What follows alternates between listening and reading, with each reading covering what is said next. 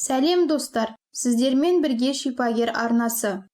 Бүгінгі біздің қызықты тақырыбымыз жай ғана аяқты қабырғаға көтеріп жату арқылы түрлі аурулардың алдын алу жөнінде болмақ. Аяғыңызды жай ғана көтеріп жатқаннан не пайда бар деп ойлайтын шығарсыз? Онда сіз қате ойлап жүрсіз. Бұны жаттығу деп емес, жай ғана емдеу жолы десеңіз де болады. Бұл сіздің бір күнде әрі кетсе 15-20 минут уақытыңызды алады. Мамандар оның мүлде физикалық күшті талап етпейтінін және денсаулыққа зор пайдасы бар екенін айтады. Бұл жаттығуды орындау үшін қабырғаға жақын жатып аяғыңызды жоғары көтересіз. Тізеңіз бүгілмеуі тиіс, ал басыңызды көтермейсіз. Еденде төсеніш болғаны дұрыс. Сонда өзіңізді жайлы сезінесіз. Иығыңыз бен саныңыз бір деңгейде болуы тиіс. Иығыңызды босатыңыз да екі қолыңызды екі жаққа созыңыз. Егер мойныңыз талса, онда басыңыздың астына орамал немесе кішкентай жастық қойыңыз. Ыңғайлы болса, беліңіз немесе бөксеңіздің астына да жастық қоюға болады. Еркін жатып терең дем алыңыз. Дем алуды да, дем шығаруды да созыңыз. Денеңіздің тырысып тұрмағанына көз жеткізіңіз.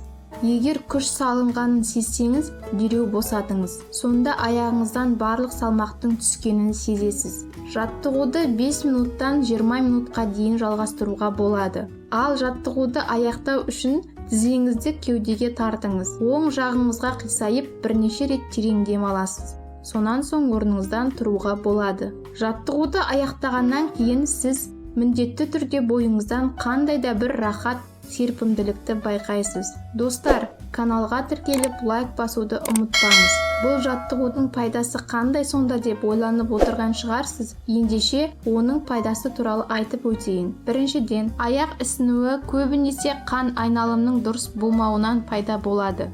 Кейде бүйрек, жүрек пен артық салмақтың салдарынан да ісініп кетуі мүмкін. Сол себептен ең алдымен аяқтың ісінуінің себебін анықтап алған жөн. Кейін оның еміне аяқты көтеріп жату жаттығуын жасаса болады. 20 минуттық жаттығу аяқты жеңіл қалыпқа түсіреді, аз қорытуды дұрыстайды. Егер аяқ бастан жоғары тұрса, бұл сұйықтықтың ағзада жиналып қалуымен ғана күреспей, асқазанның жұмысына да әсер етеді. Ішектердің қозғалысын реттеп, астың қорытылуын жақсартады. Іш қату сынды мәселеде оң шешімін табады.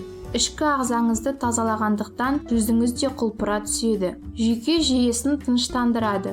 Жаттығу тыныс алуды да қалыпқа түсіреді. Дененің осылай тұрысы барынша көп ауа жұтуға көмектеседі.